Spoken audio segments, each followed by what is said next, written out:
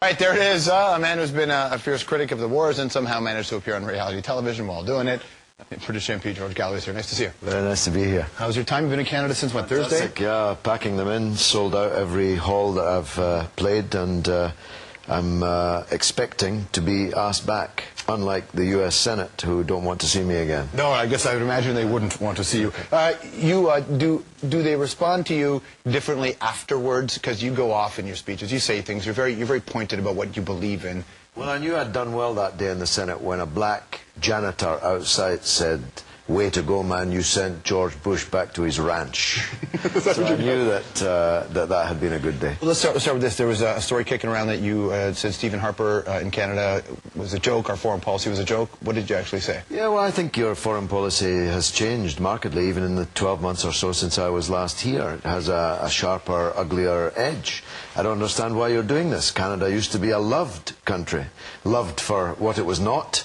Its behemoth neighbour to the south, its former colonial France and Britain, former colonial masters. It was not them. It was lovable, it was peaceful, and it wanted to make peace and friends in the world. And now you're going around the world killing people, and I don't understand why you've done that. I think there are a lot of people who would suggest that Canada needed to pick up its end, pick up some slack that perhaps wasn't being lifted. And they enjoy a lot of benefits of being next to the United States, enjoy a lot of benefits of being related to England without having to do any of the heavy lifting. And critics say that Canada perhaps should have done more. Well, you know, if I was a Canadian, I would not be comfortable with the fact that I'm under a government that's making more people hate me. And I come from a country which is the third most hated country in the world. So believe me, it's not a nice place to be. I don't understand why Canada wants to tear up its reputation, lose its baby face, and become a killer like the rest of them. You're killing people in Afghanistan, they're killing you, and you're making people hate you. That's not wise politics. I would argue that Afghanistan is much different than Iraq, though, wouldn't you? And that they're not there killing people in Afghanistan as much as they're there, you know, as part of what is a perceived international obligation, and so they're doing their part as soldiers. It's not the same thing as in the occupation in Iraq or even what Iraq was. Well, they're killing lots of people and losing lots of people, and if they stay there, as Mr. Blair implies, for another generation, that's 30 years, you're going to kill a lot of Afghans and they're going to kill a lot of you. Tony Blair said that world security for the 21st century hinges on Afghanistan. Preposterous. You know, we've got 3,000 soldiers there.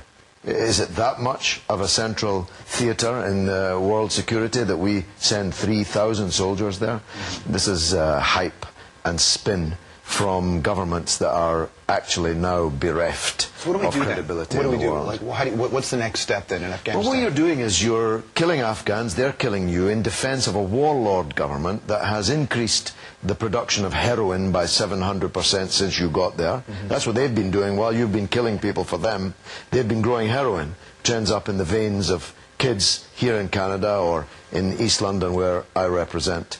This is a government that does not deserve the support of the good people of Canada. It's not worth the bones of a single Canadian soldier.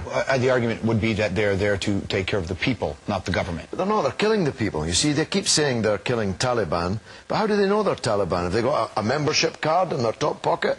I'm in the Taliban, you just killed me? These are ordinary Afghans. No, I understand. Every day, you're too young to remember, I wish I was. In Vietnam, the American press would say 200, 500, 900 Viet Cong were killed today. But we later learned they weren't Viet Cong. They were just Vietnamese.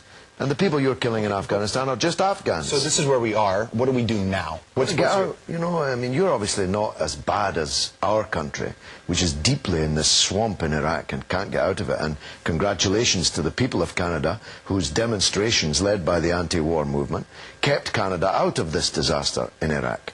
We had millions on the streets, but our government didn't listen to us. At least your previous government listened to you. We have to drain the swamp of hatred and bitterness against us out there in the world. That means we've got to stop the injustice, we've got to stop the double standards. You mentioned in your introduction Palestine. Palestine's been wiped off the map, you know. We often hear about Israel being threatened to be wiped off the map. But Palestine has already been wiped off the map. Check your atlas and see.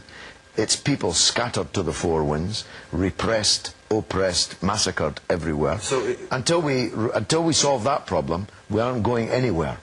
The occupations of Afghanistan and Iraq have got to end, and the propping up of the corrupt kings and the puppet presidents that rule the Muslim world has got to end. But when you say got to end, what do you mean? Do you mean just pack up and leave overnight? Just walk away and leave them. Let their own people solve their own problems. You know, countries like Saudi Arabia, their kleptocratic, tyrannical government would not last 24 hours if it was not for the weapons and the support of countries like Britain and America.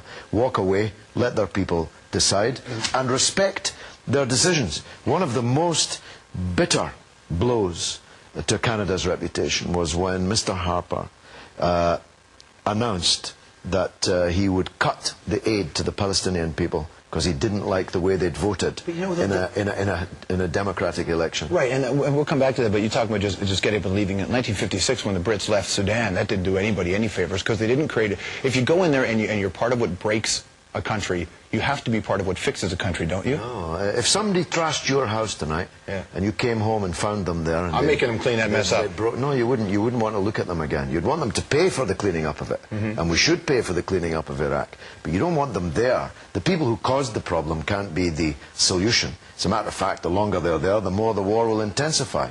Now, the constituency you're in the Respect Party now. Yes, right. It's a party that came out of the anti-war movement. And predominantly Muslim, you're writing? No, 40% Muslim, 60% not. Well, you know, we're hearing a lot these days about Islamophobia and what's happening in, around the world. Culture clashes, if you will. How is it playing out in your place? Is there Islamophobia? Do people have the right to be uncomfortable? What's happening there? Well, you know, they keep using this word, uncomfortable. Yeah. They're uncomfortable looking at women in veils and so on. You know, there are people my age and older who are uncomfortable with gay men walking down the road hand in hand. Get over it. It's nothing to do with you what gay men do. It's nothing to do with you what Jews eat. It's nothing to do with you. I don't mean you personally, but it's nothing to do with the people who are uncomfortable. I mean, from the other side. Muslim women wear. I mean, from the other side, like, you know, there are a lot of white people in England right now who are really uncomfortable and don't know what's going on when it comes to the Islamic situation, the relationship with Christianity and the war and all that. If you're well, I mean, Christianity doesn't come into it. George Bush and Tony Blair are not Christians. Religious people believe in the prophets, peace be upon them. Bush believes in the prophets and how to get a piece of them. So don't ever confuse this with a war of civilizations. No war. This is not a war between Christians and Muslims.